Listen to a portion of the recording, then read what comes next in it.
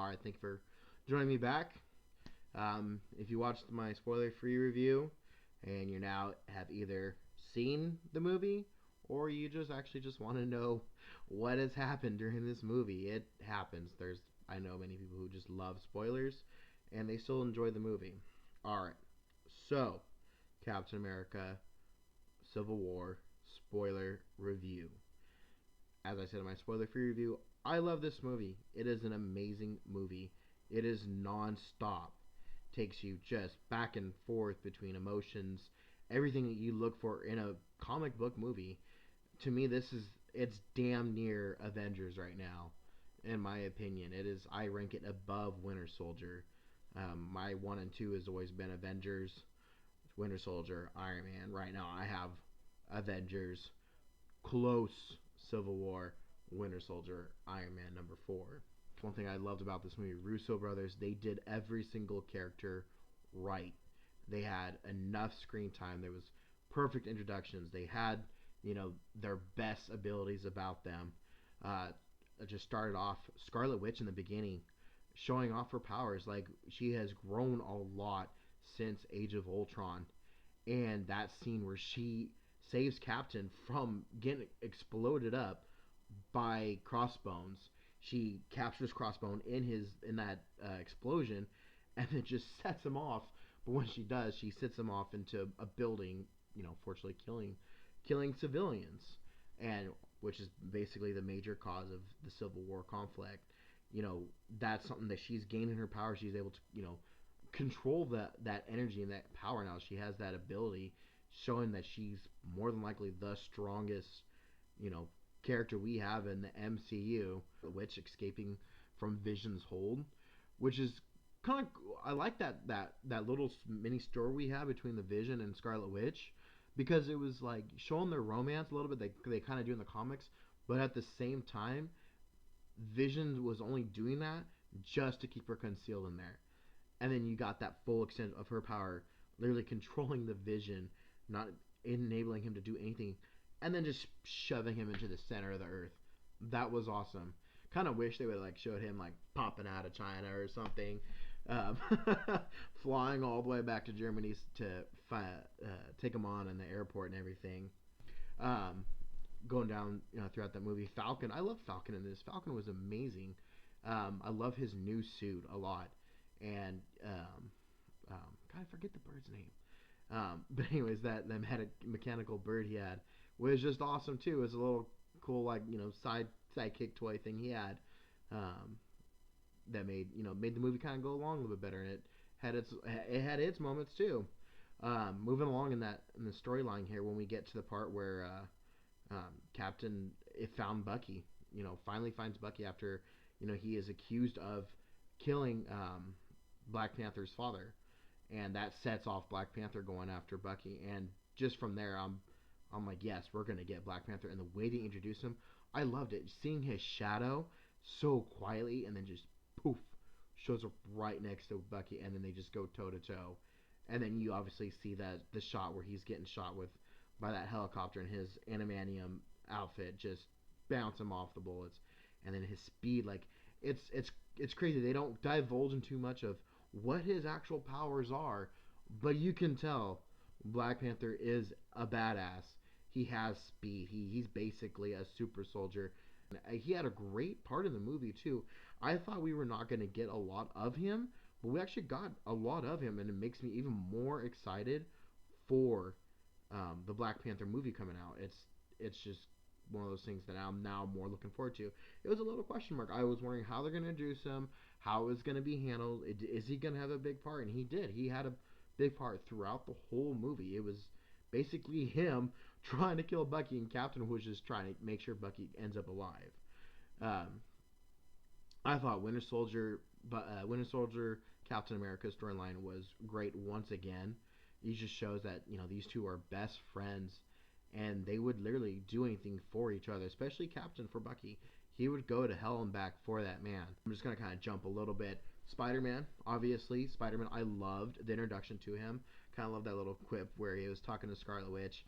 She was like, "Well, I'm gonna go recruit. The guy I'm recruiting is downstairs. Where's your guy?" And he goes, "Oh, Queens." And we get that shot. I actually like it how Peter Parker and his aunt, they're like in this apartment. It's not a house. It's, you can tell like this is, poor Peter Parker. They kind of divulge into that too. They even say he's a little bit of a dumpster diver. He's built these things. He doesn't have the money to buy a bunch of stuff. Kind of like how we saw, like, I think Andrew Garfield was buying a bunch of stuff off Bing or Amazon or whatever. Um, but no, like this Peter Parker, and he didn't have a suit. He just had a sweatshirt and a hoodie and goggles, which I love how they explain, because I know in the trailer everyone was like, "Oh, the moving eyes is a cool thing, but why are they moving? Why in this?" And Russo brothers, they explained that pretty well too. His eyes focus in and out from his abilities, so which causes him to have those goggles. And obviously Tony Stark there built his Spider-Man suit you see in that airport showdown. Now, from that part, we got the airport scene, which to me is one of the best, you know, fight scenes I've ever seen. They have everyone just going at it. There's just so many parts. Everyone's fighting everyone. You have one of my favorite parts was Giant Man just showing up, just taking out everything, and basically stopping everyone, and letting Cap and Bucky try to get to the hangar. To me, the most intense part of that movie was when Cap and Bucky got into that fighter jet, and they were taking off, and then you had War Machine and Iron Man following them, and I was thinking, I'm like, whoa, they're about to shoot down Captain and Winter Soldier. They're literally going to go, at what lengths to stop it. And then you had Falcon come up and just try to stop them, and then you had uh, Iron Man, or was it Iron Man or War Machine? I couldn't remember. Asking Vision to take him out, to stop it, and then Hawkeye or Falcon sees it, and he stops. Just crawls up, lets that blast go past him, and then it takes down War Machine.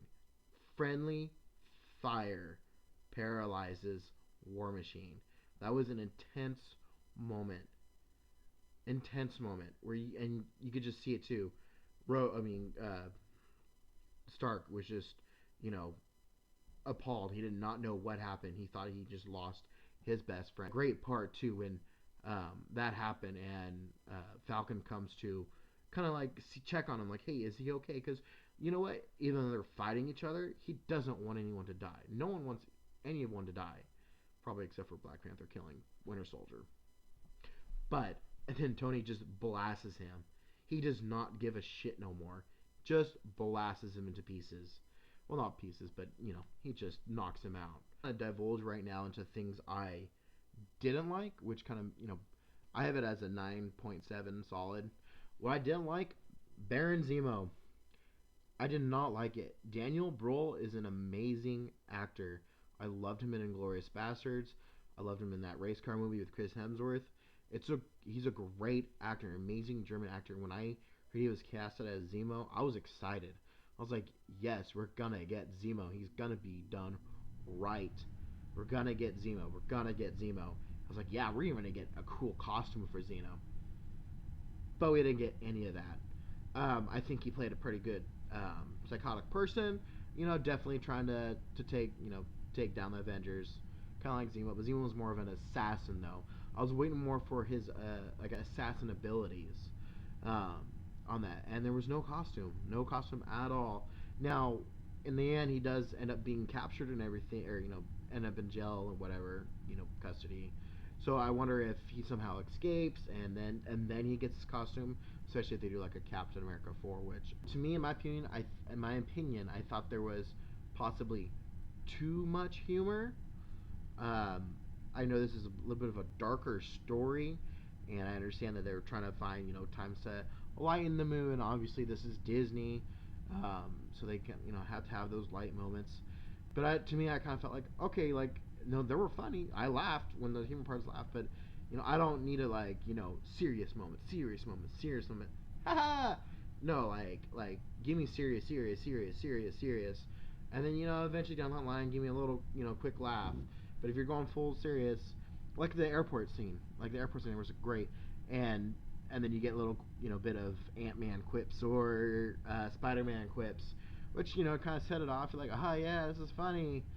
But at the same time, I'm there to see Ant-Man kick ass and Spider-Man kicked ass, which they both did. I don't think the humor took away from that. I just thought there was maybe just a little too much humor. Now, one of the storylines in here, which I wish they had more of, and they talked about was more super soldiers. Clearly, you saw that the program that Winter Soldier was part of. They had more. They had more Winter Soldiers, and I think one of them was kicking Bucky's ass too, even with his metal arm.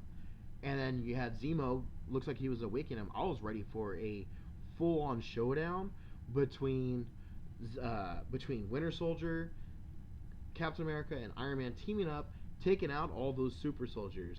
And then Zemo comes out saying, "Yes, Bucky, but yeah, yes, Tony, Bucky killed your parents," which clearly, obviously, set Tony off. And that's one thing I'll kind of jump back to what I like a lot was Tony Stark. He had that little bit darker side to him. He was conflicted. He had a hard time understanding what was between right and wrong, and he doesn't want life taken away anymore. But at the same time, and those were his parents. Like, I think any of us, if we never knew the cause of our death or the parents' death, or if it was not what we thought it was, we would do the exact same. We would go ape shit and try to kill that person. And clearly, Captain was in the middle of that, and he was stopping Iron Man. I love the ending. I love Captain America won. Yep, he won. So if you have not seen this movie, yes, Captain America wins. This is not like Batman v Superman where, oh, both our mother's name is Martha. No, Captain America wins. He stops Iron Man. And he fights Iron Man basically to the brink. Stops his suit, everything. Doesn't kill him. No. Captain America does not die, as in the comics where he gets assassinated. There was times where I thought he was gonna get assassinated. I kind of had a feeling he wasn't gonna get killed in the beginning when they killed Crossbones, because in the comics, if I remember correctly, Crossbones assassinates Captain America during the press conference of the agreement between both sides. Now, for the kind of like the official ending, I like how it's going. I hope it's coming apart where we have Tony Stark's Avengers, which is government controlled, and then you have Captain America's Secret Avengers, which is amazing. I hope they do have a Secret Avengers storyline, or even something coming up for maybe Phase 4. I would actually love to see a second Civil War. If we can get a Iron Man Civil War, that would be great. That would be amazing, because then we could probably get that unfortunate conclusion where Captain America dies. Everyone that knows me, I'm a huge Captain America fan, big fan of the MCU.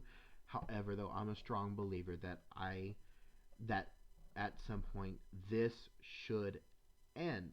Yeah, but yeah, that's practically a quick rundown for my spoiler review for Captain America Civil War. I loved it. I hope you guys enjoy it. If you have any comments or anything, please feel free to give them. We're brand new to this. Hope to have more of these. I'm gonna probably do some trailer reactions. I love movies. I'm a huge movie person. Love watching new trailers. So that is all.